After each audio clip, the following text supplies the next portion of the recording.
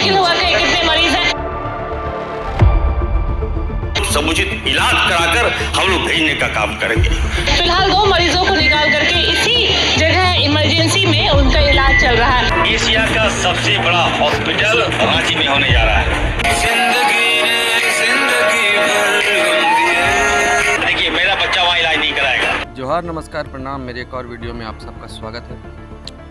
जामताड़ा का सबसे बड़ा अस्पताल सदर अस्पताल, लेकिन यहाँ इलाज कराने से पहले मरीज खुद को हिम्मत दिलाता है, दिलासा दिलाता है कि चलो भैया इलाज करा के आते हैं, क्योंकि अस्पताल खुद बीमार है। जी हाँ, जहाँ से लोगों की ज़िंदगी बचानी चाहिए वहाँ हालत इतनी ख़राब है कि लोगों के इलाज के बजाय और परेशान हो रहे हैं। 4 साल पहले कोरोना महामारी के दौरान टाटा कंपनी ने CSR फंड से यहाँ ऑक्सीजन प्लांट लगवाया था, पाइपलाइन तक बिछा दी गई थी, लेकिन आज तक ये प्लांट चालू ही नहीं हुआ। करोड़ों खर्च हो गए, लेकिन नतीजा शून्य। वेंटिलेटर, करोड़ों की मशीनें यहाँ लगाई गई, बच्चों के लिए अलग, बड़ों के लिए अलग, लेकिन ज़रा सोचिए, एक भी वेंटिलेटर काम नहीं करता, सब बंद पड़े हैं। धीरे धीरे जंग खा रहे हैं। जिनसे जान बचनी थी वो अब कबाड़ बनते जा रहे हैं। इतना ही नहीं, मरीजों को दवाएं तक बाहर से खरीदनी पड़ रही है, यानी अस्पताल में दवा नहीं, सिर्फ नाम का इलाज। आधे से ज़्यादा OPD रोज़ बंद रहते हैं। आँख कान नाक किसी स्पेशलिस्ट डॉक्टर की सुविधा नहीं है। और सुन लीजिए, 50% से ज़्यादा डॉक्टरों के पद खाली है। अब बताइए इलाज कौन करेगा। और सबसे बड़ी बात, ये अस्पताल झारखंड के स्वास्थ्य मंत्री डॉक्टर इरफान अंसारी के ही विधानसभा क्षेत्र में आता है।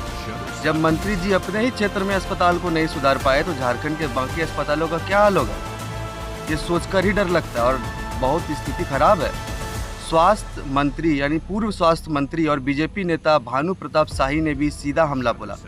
कहा कि जब इरफान अंसारी अपने इलाके में ही अस्पताल नहीं सुधार सके तो पूरे राज्य का क्या हाल होगा।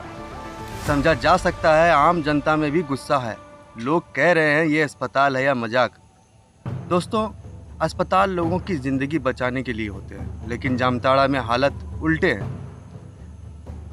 सवाल सीधा है, आखिर कब सुधरेगी ये स्थिति? क्या मरीज को इसी तरह परेशान होना पड़ेगा या फिर नेताओं की नींद खुलेगी? उनको विश्वास दिलाते हैं और उनको श्योर करते हैं कि अगर आप हॉस्पिटल आ रहे हैं तो निश्चित तौर पर आपको हम लोग समुचित इलाज कराकर हम लोग भेजने का काम करेंगे। एक गारंटी हम लोगों ने देने का काम किया है। और साथ ही साथ गांव में 1200, अभी हर पंचायतों में sub centre, hi tech sub centre हम खोलने जा रहे हैं। वहां पर आपको दवाई मिलेगा, जांच फ्री में मिलेगा। 30 जांच जो माननीय मुख्यमंत्री जी के निर्देश पर 30 जांच हम लोग फ्री में किए। कोई भी आएगा जांच करा सकता है।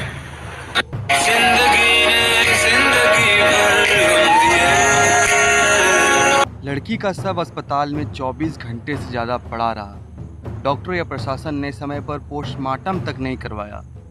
बाद में सबको दुमका रेफर कर दिया गया। यह सीधे तौर पर स्वास्थ्य व्यवस्था और प्रशासनिक उदासीनता को दिखाता है। इस तरह की घटनाओं पर तब सवाल उठता है, आखिर इतने बड़े अस्पताल में समय पर पोस्टमार्टम क्यों नहीं हुआ? क्या डॉक्टर और स्टाफ की कमी है या लापरवाही है? दिन रात मरीजों की सेवा करने वाले डॉक्टर खुद ही पिछले 6 महीनों से बिना तनख्वाह के काम कर रहे हैं।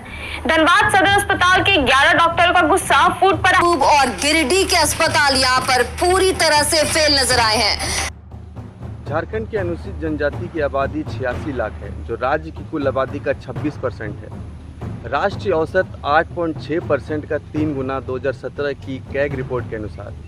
आदिवासी समूह जो बाकी आबादी की तुलना में बीमारी और कुपोषण के प्रति ज़्यादा संवेदनशील है, सामुदायिक या जिला स्वास्थ्य केंद्र पहुंचने के लिए 5 से 80 किलोमीटर की दूरी तय करनी पड़ती है।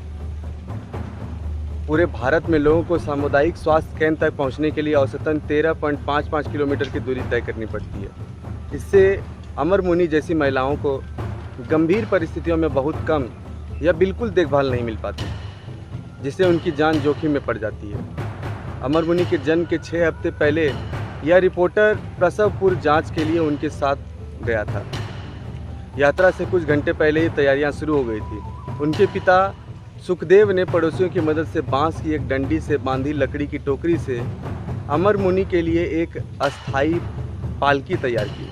7 महीने से ज़्यादा गर्भवती और 2 साल के बच्चे की मां होने के नाते वह इस कठिन यात्रा की तैयारी कर रही थी। स्वास्थ्य कार्यकर्ता प्यारी नागेसा कहती है यह स्थिति पूरे झारखंड में आम है, जहां स्वास्थ्य केंद्र वनवासी समुदायों की पहुंच से बाहर है। 46 वर्षीय नागेशा ने बताया कि मई 2023 में एक महिला ने घर पर ही बच्चे को जन्म दिया और उसे बहुत ज़्यादा रक्त प्रसाव हुआ। उसके वजह से महुआ डांर के प्रखंड अस्पताल ले जाया गया।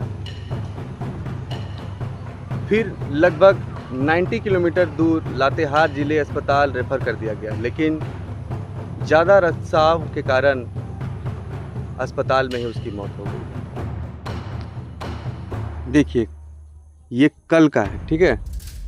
अब इसको हम पढ़ते हैं, जरा आप सुनिए ध्यान से। आज झारखंड के लिए ऐतिहासिक दिन। झारखंड बनने के बाद अब तक के सबसे बड़े चिकित्सकों की बहाली कर जनता में संदेश दिया कि महागठबंधन की सरकार जो करती है। स्वास्थ्य व्यवस्था में पूर्व की भांति नहीं बल्कि नई व्यवस्था लागू होगी, लोगों को लाभ मिलेगा, जनता के स्वास्थ्य की गारंटी मिलेगी। रांची में जेपीएससी द्वारा चयनित सहायक प्राध्यापकों, गायनोकोलॉजिस्ट, न्यूरोलॉजिस्ट, डेंटिस्ट, चिकित्सकों एवं एनएचएम द्वारा चयनित संविदा आधारित चिकित्सा पदाधिकारियों को नियुक्ति पत्र वितरण समारोह में लोकप्रिय मुख्यमंत्री आदरणीय श्री हेमंत सोरेन जी के द्वारा नियुक्ति पत्र प्रदान किया गया। स्वास्थ्य विभाग को और मजबूत करने के दिशा में यह एक बड़ा कदम है। जेपीएससी और एनएचएम के जरिए आप सभी का चयन हुआ है। आप सभी लोग चिकित्सक हैं। आप लोगों के कंधे पर इस राज्य के गरीब लोगों की सेवा करने की जिम्मेदारी आने वाली है। हम सब इस बात को कहते हैं और मानते भी हैं कि मनुष्य डॉक्टर को भगवान मानते हैं। आप सोचिए कि आप लोगों से सभी को कितनी आशाएं हैं और उम्मीद होती है। दिन रात मरीजों की सेवा करने वाले डॉक्टर खुद ही पिछले 6 महीनों से बिना तनख्वाह के काम कर रहे हैं।